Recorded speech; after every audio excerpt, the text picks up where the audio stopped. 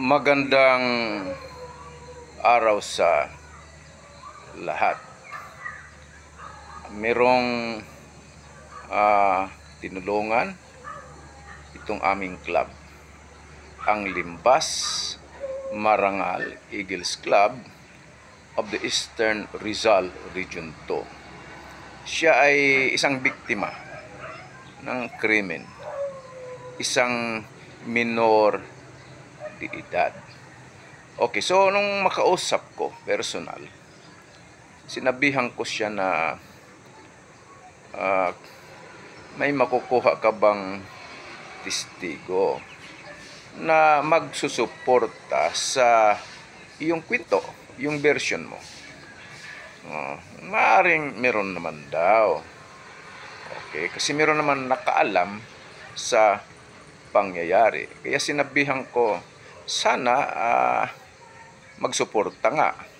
Kasi marami namang usapin tungkol sa krimen, biktima ng mga krimen, na maraming sa simula, maraming magpipresenta ay magtitistigo kami.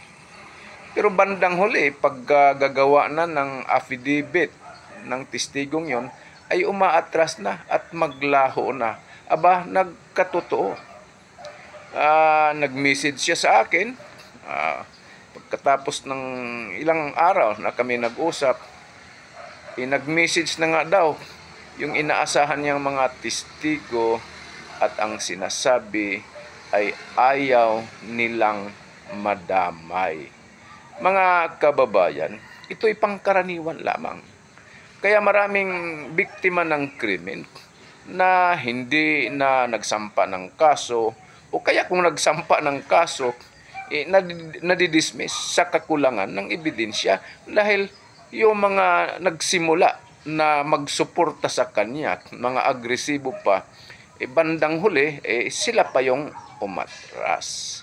Ito'y pangkaraniwan, napakarami na kaming experience ng ganito. So mga kababayan, kung kayo'y biktima ng krimen, tulad nito, ulitin ko, minor de edad lamang.